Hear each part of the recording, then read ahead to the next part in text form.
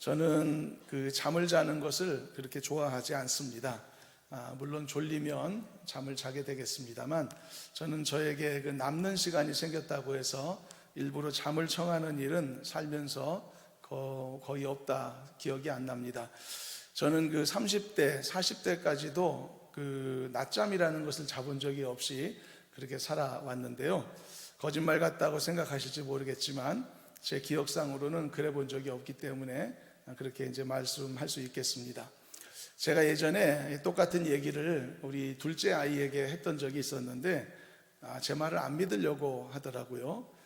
그런데 나중에 우리 아이가 그 친할머니를 만나게 되었었을 때 갑자기 생각났다면서 할머니한테 물어본 거예요. 정말 아빠가 어렸을 때 낮잠 한 번 안 잤냐고 확인을 하더라고요. 그때 할머니로부터 그 말이 사실이다 라는 말을 확인하고서는 그제야 사실로 받아들였던 것을 볼 수 있었는데, 여러분들도 아마 믿으셔도 될 것이라고 생각합니다. 저는 그 잠이라는 것을 언제까지 자야 되나 이런 생각을 해본 적까지 있었습니다. 잠을 자는 것이 저한테는 기본적으로 좀 아까운 생각이 드는 그런 마음이었던 것 같습니다. 그렇다고 해서 잠을 줄여서 남는 시간을 전부 다 최고의 효율로 사용하느냐, 또 그것도 사실은 또 아닙니다. 만일 그랬다면 저는 지금보다 훨씬 더 나은 사람이 되어 있겠죠. 하지만 뭔가 그래도 다른 일을 하더라도 그 시간에 잠을 자는 것보다는 더 좋다, 이런 생각이 저에게 있었던 것 같습니다. 사실 저는 그뿐 아니라 반복되어서 돌아오는 식사 시간도 별로 좋아하지 않는 편입니다. 음식을 싫어하는 것은 아닌데요. 그러나 제가 자신을 가만히 생각해 보면 반드시 먹어야 되는 식사 시간이 반복적으로 온다는 것 자체가 별로 이렇게 좋은 마음이 아닌 것 같습니다. 평일날 교회에서 점심시간 때쯤 되면은 그 시간이 기다려진다는 생각을 해본 적은 거의 없었던 것 같습니다. 하던 일을 중단하고 밥을 먹어야 한다는 그 자체가 오히려 싫다는 생각을 더 많이 했던 것 같은데요. 실제로 몇 년 전에는요, 한 2, 3년 동안 점심 식사를 교회에서 수시로 걸으면서 아니면 뭐 조금 먹거나 그렇게 지냈던 적도 있었습니다. 그래서 저는 그때도 그런 생각을 했었습니다. 언제까지 밥을 먹어야 되나, 이런 생각 말이죠. 아마 사람들은 보통 하기 싫은 것에 대해서 이런 종류의 생각들을 갖게 될 것입니다. 그런데 사람들마다 하기 싫은 것들이 다 각각 차이가 있고 성향에 따라서 멀리하고 싶은 것들을 다 다른 것들로 갖고 있지 않습니까? 그렇기 때문에 아마 비슷한 종류의 생각을 하지만 이유는 매우 다양할 수 있을 것이라고 생각이 드는데요. 어떤 사람은 몸을 씻는 것을 귀찮아하고 싫어하는 사람들도 아마 있을 것입니다. 아마 우리 중에 계실지도 모르죠. 그런 사람들은 언제까지 내가 내 몸을 씻어야 되나, 내 몸을 치장해야 되나, 이런 생각 할지도 모릅니다. 어떤 사람은 자녀를 돌보는 일이 참 힘겹고 싫은 경우도 있을 것 같고, 살림하는 일이 너무나 힘겹고 벗어나고 싶을 것 같기도 하고, 남편 매일 밥 챙겨주는 일이 너무 피곤하게 느껴지는 분도 계실지도 모릅니다. 그래서 그런 사람들은 언제까지 내가 가족들의 뒤치다꺼리를 해야 되나, 그런 질문을 아마 해보게 되지 않을까 생각합니다. 반면에 어떤 사람들은 이런 종류의 그런 질문들이 전혀 필요 없는 그런 경우들도 아마 많이 있을 것이라고 생각합니다. 잠을 자는 것도 좋아하고 식사 시간도 항상 즐겁고 또 내 몸을 깨끗이 씻는 것도 아무런 그런 내 마음에 어려움이 없고, 그리고 내 손으로 가족들을 돌본다는 것도 늘 즐거운 마음, 행복한 마음이 들고, 그렇다면 이런 사람들은 아마 내가 언제까지 이것을 해야 될까, 이런 질문이나 의문 자체를 아마 처음부터 생각지도 하지 않을 것으로 생각합니다. 그러나 기본적으로 그것에 이 즐거움이 충분하지 않게 된다면 이런 질문들은 어느 순간 반드시 하게 되어 있는 것입니다. 그렇다면 여러분, 혹시 우리의 신앙생활, 우리의 경건생활에 관련되어 있는 우리의 믿음의 영역이 있지 않습니까? 우리의 신앙의 영역에서도 혹시 이런 종류의 질문을 하게 되는 경우가 혹시 생길 수 있을까요?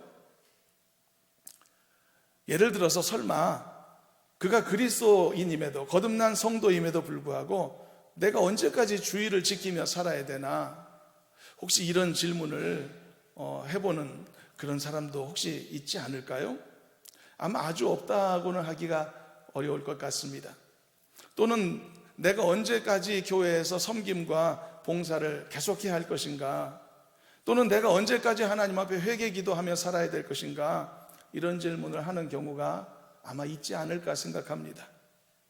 그 자체에 충분한 행복이 전달되지 않고 충분한 즐거움이나 보람이 나에게 주어지지 않을 때, 그런 상태라면 분명히 그의 예배 생활에도 또 그의 섬김이나 봉사 생활에도 이런 감정들이 생겨날 수가 있는 것입니다.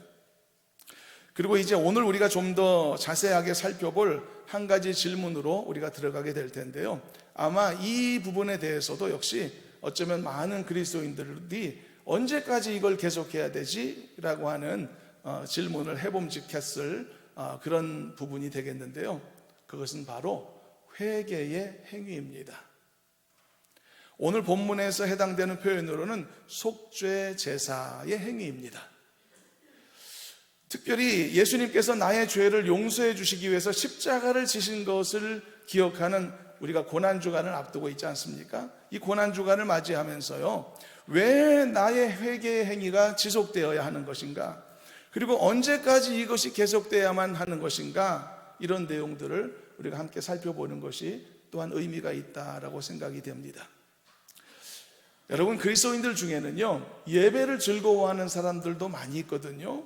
예배 자체의 기쁨과 감사가 흡족함이 넘칠 수도 있거든요. 또 찬송을 즐거워하는 사람들도 얼마나 많이 있는데 말이죠. 예나 지금이나 교회의 그 젊은이들은요, 음악이라고 하는 매우 감성적인 도구를 통해서 교회 안으로 유입되기 마련입니다. 그리고 그 음악이라는 감성 도구를 통해서 계기로 믿음을 갖게 되는 성장의 길을 걷는 경우들도 많이 있거든요. 그만큼 여러분, 음악이라는 것, 찬양이라는 것이 그 안에 즐거움의 요소가 분명히 가미되어 있다는 것이죠. 그런데 반대로 눈물을 흘리며 참회의 기도를 올리는 회개의 행위, 과연 이것에 대해서 사람들이 그것을 즐거워하거나 혹은 그것을 기다려지게 한다지는 마음을 갖는다거나 그 과정을 행복해하는 경우가 있을까? 아마 거의 없지 않을까 생각이 듭니다. 아무리 성숙함을 갖춘 그리스도인이라고 할지라도 이 회개의 과정을 기다려하며 즐거워하는 일이 있을까 생각이 듭니다. 그래서 우리는 이 시간에 이 질문을 함께 한번 다루어 보고자 합니다. 도대체 언제까지 이 즐겁지 않은 회개 기도를 해야만 할까? 언제까지 우리는 계속 이렇게 고난주간을 해마다 맞이해야만 할까? 고난주간을 맞이할 때마다 십자가 은혜, 십자가 고통을 생각하며 나를 위해 죽으신 주님을 생각하며 우리 안에 죄책감과 우리 안에 있는 죄를 돌아보는 반복적인 이 일들을 왜 우리가 계속해야만 할까?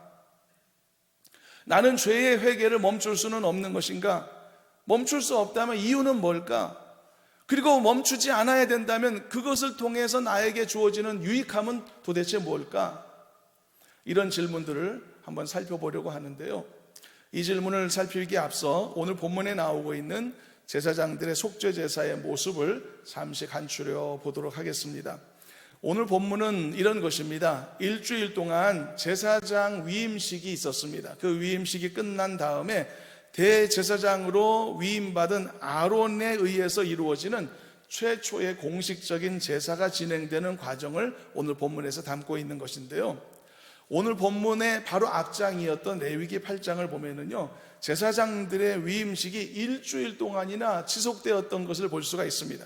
그리고 그 일주일 동안에 매일같이 제사가 이루어졌죠. 그리고 모든 종류의 제사가 망라되었었고요, 그리고 그 중에서 매일같이 빠지지 않았던 제사가 있었습니다. 그것이 바로 무슨 제사일까요? 충분히 우리가 짐작하듯 속죄 제사였습니다. 내 죄를 용서해 주세요 라고 회개하는 제사, 그 회개의 기도가 일주일 동안 빠지지 않았었다는 것입니다. 그러니까 한마디로 매일매일 참회하는 회개 기도를 드렸다라고 하는 이야기인 것이죠. 바로 이렇게 충분히 일주일 동안 제사장 위임식의 모든 절차가 끝난 다음에 모세는 그동안 자신이 집행해왔던 모든 제사의 집례 권한을 이제 대제사장으로 등극한 아론에게 물려주게 됩니다. 그래서 이제 아론은 7일간의 위임식이 다 끝난 다음에 8일째 되는 날, 바로 그 다음 날이죠. 그날에 자신이 집례하게 된, 직접 집례하는 최초의 공식적인 제사를 드리게 된 것이죠. 그게 오늘 본문에서 소개되고 있는 내용이었습니다. 자, 그렇다면 이제 대제사장이 된 아론이 자신의 주도하에서 가장 먼저 한 일은 어떤 것이었을까요? 이것도 충분히 예상하실 수 있을 것 같은 답입니다. 속죄 제사를 또 드렸습니다. 또 한 번 하나님 앞에 나와 자신의 죄를 회개하는, 용서를 구하는 그런 과정, 그런 절차를 밟았다는 것이죠.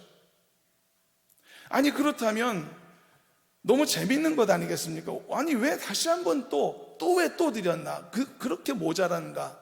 그렇게 반복해야만 하는가?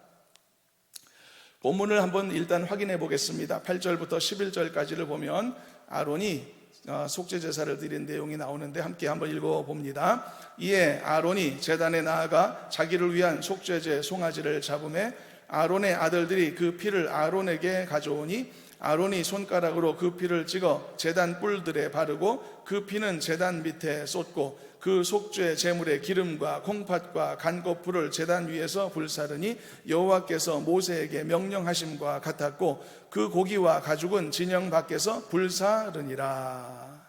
내용은 복잡하지만 의미는 이런 것입니다. 하나님께서 말씀하신 대로 한 것입니다. 명령해 놓으신 그대로 속죄 제사를 집행했다, 그런 의미가 되겠죠. 근데 한 가지 의문이 계속되는 겁니다. 아니, 왜 아론이 자신을 위한 속죄 제사를 또다시 드려야만 했는가? 일주일 동안 그렇게 매일 드렸는데 그래도 모자란단 말인가? 왜 이래야 했나? 왜 이래야 했다면 그 이유는 뭔가?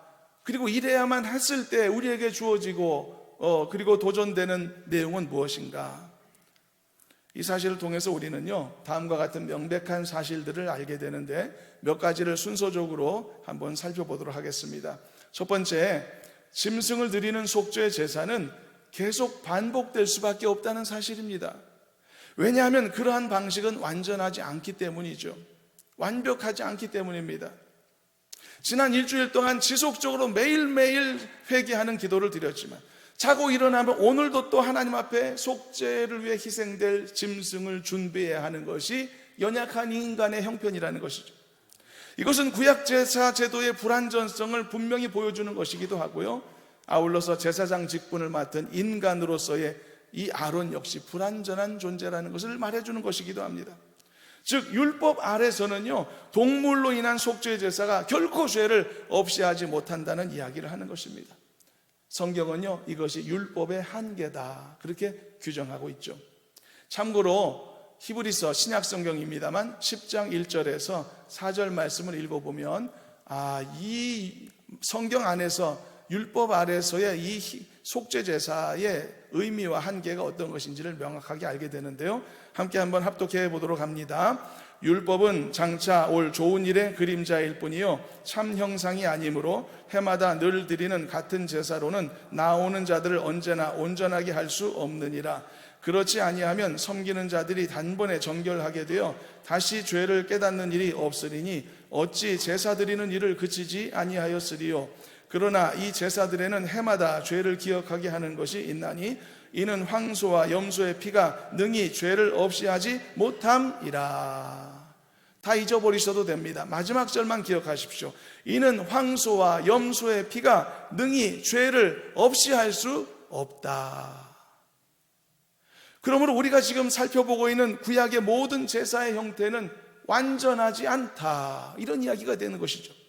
그러므로 이것은 결국은 나중에 오실 완성된 구속의 역사, 즉 예수 그리스도의 구속의 사역의 예표이며 그림자일 뿐이다 라고 하는 결론이 나오는 것입니다.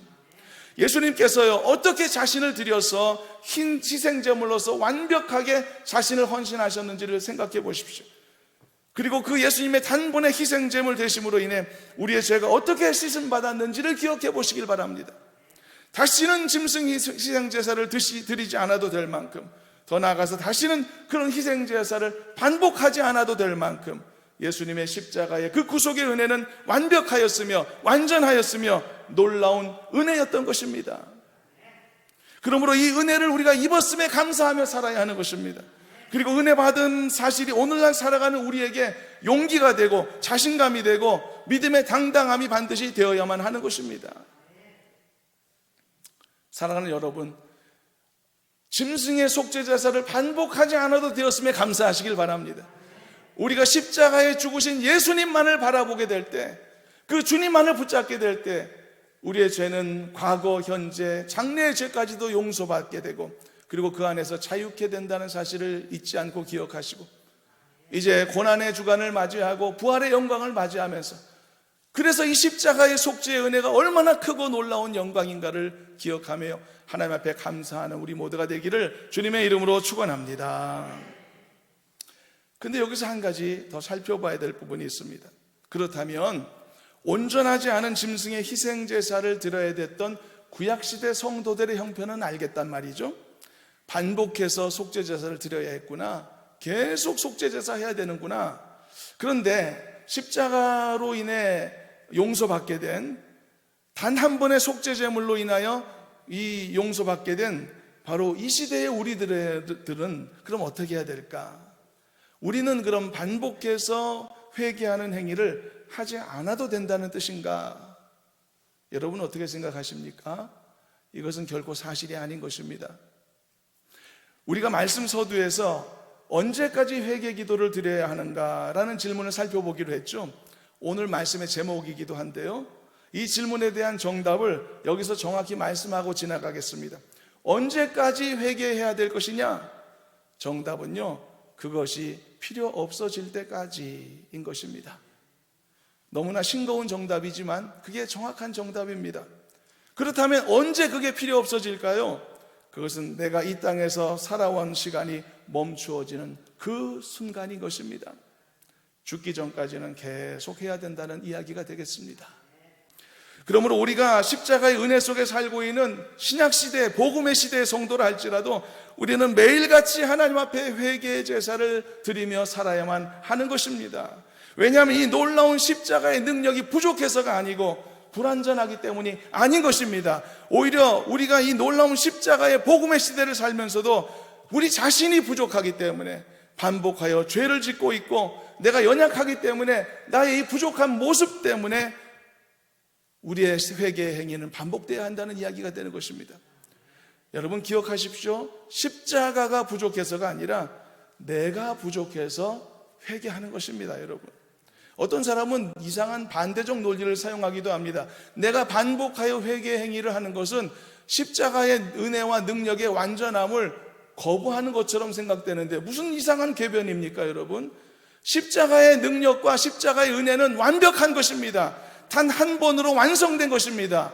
문제는 내가 부족한 거예요. 내가 계속 죄 짓고 살지 않습니까? 매일매일 부족함과 약함을 가지고 있지 않습니까?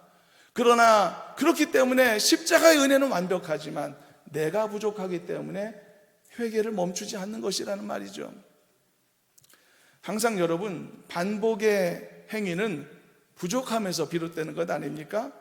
부족하지 않으면 반복할 이유가 없죠. 공부도 머릿속에 잘 안 들어가니까 계속 복습하는 거 아닙니까? 뭐가 부족해서 그렇습니까? 내 머리에 능력이 부족하니까 반복하죠. 교과서가 부족합니까? 그렇지 않습니다. 교과서는 완벽하게 잘 집필되어 있죠. 한 줄도 틀리지 않지만 문제는 그것을 습득해야 하는 내가 부족하단 말이죠. 내 능력이 한계가 있단 말이죠. 한 번 읽어도 안 들어오고 10번 읽어도 안 들어온단 말이죠. 통째로 어떻게 다행스럽게 교과서 다 외웠다고 하더라도 금방 다 사라진단 말입니다. 그래서 교과서가 부족해서가 아니라 공부하는 인간의 부족함 때문에 인간은 끊임없이 반복하여 학습하고 공부할 수밖에 없는 것입니다. 우리가 예전에 전도 폭발 훈련을 했을 때는요, 그 긴 전도 문장을 완전히 외울 수 있는 분들이 꽤 많이 계셨었습니다. 그러나 지금 만일 시키면 제대로 할 수 있을까요? 아마 아무도 못 하실 것 같습니다. 다 잊어버리는 겁니다. 그래서 반복하고 배우고 학습하는 것이죠. 여러분, 우리가 끊임없이 하나님 앞에서 회개하며 살아야 되는 이유는 우리의 부족함 때문인 것입니다. 다시 반복합니다. 십자가가 부족하기 때문이 아닌 것입니다. 죄를 멀리하겠다고 다짐했으면서도 또 같은 죄를 반복하는 우리의 형편 때문이죠. 때로는 죄를 죄인지도 알지 못하고 방심하여서 죄를 범하는 이런 우리의 미련함 때문인 것입니다. 그것 때문에 이 회개의 행위가 나에게 있어서 필요 없어질 때까지, 결국은 내가 천국 가기 전까지는 나는 회개의 행위를 멈추지 않아야 되는 것입니다. 그러므로 언제까지 회개해야 하는가? 라는 질문의 답은 쭉 계속되어야 한다. 이것이 가장 정확한 답이 되겠습니다. 사랑하는 성도 여러분, 나에게 이런 부족함이 있기 때문에 회개를 멈출 수 없다는 사실을 인정하시고, 불편해하고 싫어하는 마음 가지지 마시고, 언제까지 이렇게 해야 되지? 이런 생각하지 마시고, 이것은 나에게 너무 필요한 것이며 너무 중요한 일이라고 하는 깊은 인식 속에서 매일매일 여러분 용감하게 하나님 앞에 나아가 회개하며, 따라서 매일매일 씻음받고 용서받으며 살아가는 이 세상에서 가장 지혜롭게 살아가는 성도들이 되시기를 주님의 이름으로 축원합니다. 두 번째로요, 온전한 속죄 제사는 하나님의 임재하심이라는 영광스러움을 경험하게 만들기 때문에 우리는 속죄 제사를 멈출 수가 없는 것입니다. 본문의 내용으로 다시 한번 돌아가면 아론이 드렸던 이 첫 번째 공식적인 제사는요, 완벽하게 하나님의 말씀하신 대로 드려졌다는 것을 확인할 수 있습니다. 본문 10절의 내용을 보면 여호와께서 모세에게 명령하신 대로 잘 되었다라는 말이 있고, 21절에도 보면 모세가 명령한 것처럼 이 제사가 잘 되었다라고 증언하고 있기 때문이죠. 이렇게 하나님의 말씀대로 제사가 드려지게 됐을 때 하나님께서요, 그 거룩한 회막에 임재하셨다는 사실을 오늘 본문에서 확인할 수 있습니다. 오늘 본문의 긴 말씀 중에서 가장 은혜롭고 영광된 구절이 오늘 본문의 마지막 절인데 한번 읽어보겠습니다. 22절부터 24절 말씀입니다. 함께 읽어봅니다. 아론이 백성을 향하여 손을 들어 축복함으로 속죄제와 번제와 화목제를 마치고 내려오니라. 모세와 아론이 회막에 들어갔다가 나와서 백성에게 축복하며 여호와의 영광이 온 백성에게 나타나며 불이 여호와 앞에서 나와 제단 위에 번제물과 기름을 사른지라. 온 백성이 이를 보고 소리 지르며 엎드렸더라. 할렐루야. 여러분, 하나님께서 말씀하신 대로 순종한 결과가 무엇입니까? 반복해서 드린 속죄 제사, 반복하여 드린 회개의 기도의 결과가 무엇입니까? 그것은 바로 온 회중 가운데 여호와의 영광이 나타난 것입니다. 하나님의 임재하심이 이루어졌다는 것이죠.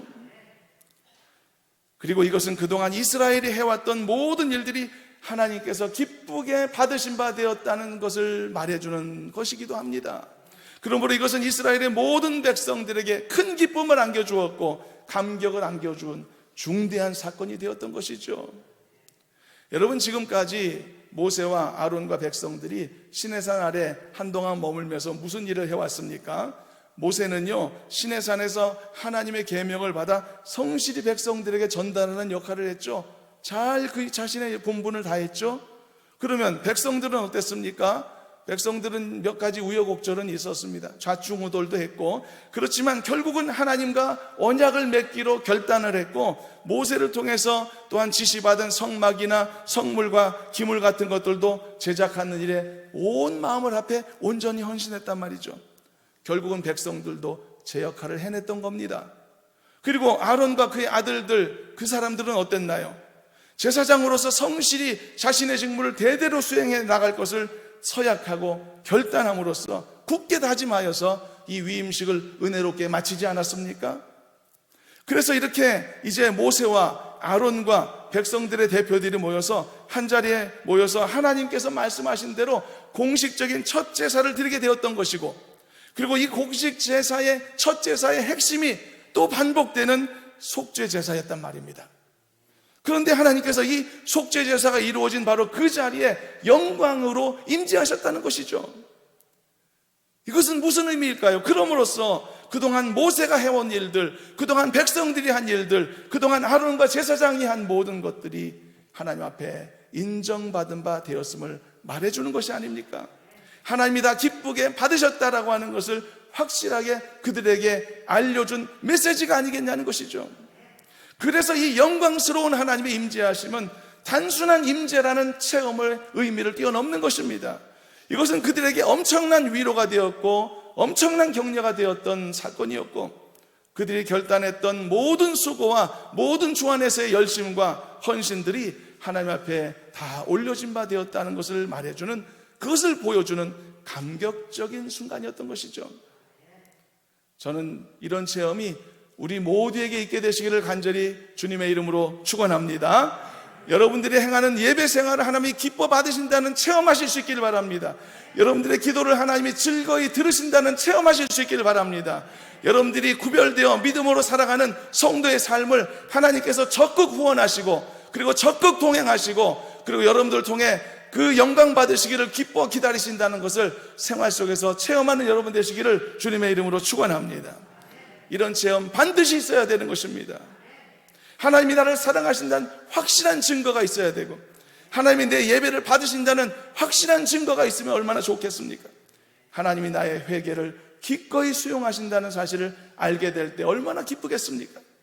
하나님이 내 기도를 들고 계시는구나, 이 사실을 확실히 증거할 수 있는 체험이 있다면 얼마나 놀라운 일일까? 반드시 이런 사실들을 깨달을 수 있는 의미 있는 체험들이 저와 여러분들의 모든 앞날의 삶에, 신앙의 여정에 더욱더욱 풍성해지기를 주님의 이름으로 축원합니다.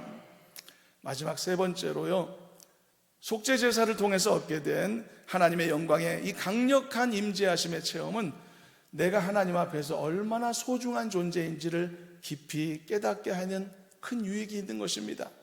두 번째 내용과 연결된 면이 있는데요, 이것도 우리가 무시할 수 없는 엄청난 유익입니다.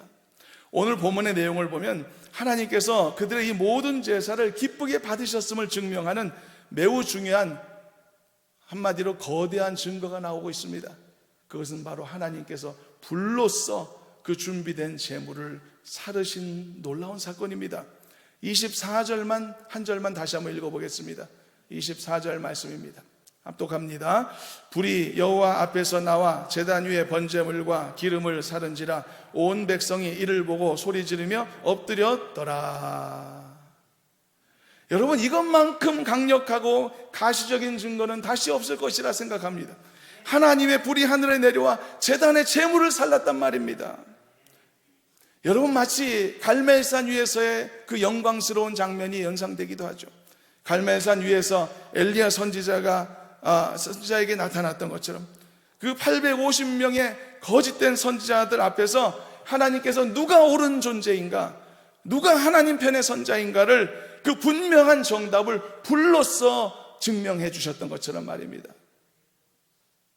하나님은 그들이 드린 그 첫 번째 제물을 하늘의 불로써 불사르심을 통하여 그들이 드린 그 첫 제사를 기쁘게 받으셨음을 모든 이들에게 알게 하셨단 말입니다. 그래서 이것은 또 다른 의미로서 감격적인 사건인 것입니다. 왜냐하면 하나님이 나를 받으셨다는 증거이니까, 하나님이 나를 인정해 주셨다는 증거가 되니까 말이죠. 저는 그 갈멜산 위에서 자신이 준비한 그 제단 위에 하나님께서 불을 내리시는 장면을 지켜보았을 엘리야 선지자의 기분이 어땠을까를 생각해 봅니다. 여러분, 그 상황이 얼마나 긴박한 상황입니까? 자신을 죽이기 위해서 모인 거대한 무리들, 수백 명의 사람들이 있었단 말이죠. 그들이 하나님을 모욕하는 일을 서슴지 않으며 죽음으로 위협하는 그런 자들과 대결하는 그런 상황 속에서 사실상 위태로운 상황이죠. 그런데 그 상황에서 하나님께서 보란듯이 하늘에 불러서 나의 제단의 제물을 불사르셨다면 그 기분이 어떤 기분이었을까? 하나님이 나를 얼마나 사랑하시는지, 하나님이 나에게 얼마나 많은 관심을 베풀고 계시는지, 내가 하나님 앞에서 부족하지만 얼마나 중요한 존재인지, 이 모든 것들을 단숨에 그가 깨닫지 않았을까요? 그래서 용기 백배하지 않았겠습니까? 850명이 아니라 8,500명의 대적 앞에서도 엘리야는 당당하지 않았을까요? 그래서 여러분, 하나님의 임재하심의 이 체험이 성도들에게 엄청난 유익이 되는 것입니다. 사랑하는 성도 여러분, 하나님의 임재의 체험이 여러분들의 삶 가운데 항상 가득하게 되기를 주님의 이름으로 축원합니다. 예배드리면서 하나님의 어루만지심을 경험하기를 축복합니다. 개인의 기도 시간에 하나님께서 위로하심을 체험하기를 주님의 이름으로 축복합니다. 찬양을 통해서 하나님이 은혜 부으심을 체험하는 여러분 되기를 주님의 이름으로 축복합니다. 하나님의 임재하심이 여러분들의 가정에서나 걸어가는 발걸음에서나 예배드리는 이 시간은 물론이고 항상 하나님께서 함께 하심을 경험하고 늘 느끼며 늘 경험하며 살아가는 여러분 되기를 주님의 이름으로 축원합니다. 말씀을 정리하겠습니다. 언제까지 회개 기도드리며 살아야 될까? 정답은 이미 말하지 않아도 알게 되었습니다. 우리의 회개 행위는 계속되어야만 합니다. 왜냐하면 이것은 우리가 그렇게 꺼려할 만큼, 싫어할 만큼, 불편해할 만큼 괴로운 일이 아니기 때문입니다. 우리의 회개 행위는 오히려 놀라운 유익을 준다는 것을 알게 되었습니다. 왜냐하면 온전한 회개 행위는 본문의 장면처럼 하나님의 임재와 영광스러움을 체험하게 만들고, 또한 그 체험은 내가 하나님 앞에 얼마나 소중하고 귀한 존재인가 더 강하게 이 사실을 확인시켜주는 유익도 있기 때문이라 했습니다. 그러므로 사랑하는 여러분, 하나님은 오늘날 여러분들을 귀하게 여기며 소중히 여기신다는 걸 잊지 말고 사시기를 간절히 소망합니다. 그 증거는 차고 넘친다는 것을 잊지 마시길 바랍니다. 오늘 여러분들이 살고 있음이 그 증거이고, 여러분들이 믿음 생활 하고 있음이 그 증거이며, 늘 말씀하지만 하나님이 오늘 이 시간에도 여러분들을 개인적으로 초청하여 이 자리에 오게 하셨음이 사랑의 증거라는 것을 잊지 마시기를 바랍니다. 많은 죄를 지었지 않습니까? 나에게 허물도 많지 않습니까? 그럼에도 불구하고 심판으로 내가 멸망당하지 않고 여전히 살아남아 있다는 사실, 그리고 하나님이 주신 기회의 삶, 은혜의 삶을 오늘도 우리가 누리고 있다는 사실, 이것이 그 무엇보다도 놀라웠고 강력한 증거가 아니겠습니까? 하나님이 나를 알고 계시며 나의 삶을 받아주고 계시고, 그리고 나를 중요하게 여기신다는 움직일 수 없는 증거인 줄로 믿습니다. 나는 하나님 앞에 소중하게 다뤄질 수밖에 없습니다. 왜냐하면 나는 하나님의 독생자 예수 그리스도의 희생의 피를 통해 정결함을 입은 사람이기 때문이죠. 나를 위해 투자한 게 얼만데 내가 얼마나 소중한 존재가 아니고 어떤 사람이겠습니까? 바로 이런 믿음의 자신감을 갖고 험한 세상 살아가시지만 지쳐 쓰러지지 마시길 바라고, 더 힘을 내어서 주신 삶에서 믿음으로 승리하는 우리 모두가 되기를 주님의 이름으로 축원합니다. 하나님 감사합니다. 부족하고 연약한데도 이렇게 사랑하시고 우리의 삶을 기대하시며, 그리고 우리의 생활과 또 우리의 믿음의 삶을 통해 영광 받기를 기뻐하시니 너무나 감사합니다. 그 놀라운 사랑 늘 마음에 새기게 하여 주시옵시고, 우리가 날마다 또한 지혜롭게 하나님 앞에 서서 우리의 허물들을 늘 회개하며 용서받으며 씻음받으며 살아가기에 주저하지 않는 우리 모두가 되도록 인도해 주시옵소서. 예수님의 이름으로 기도하옵나이다. 아멘.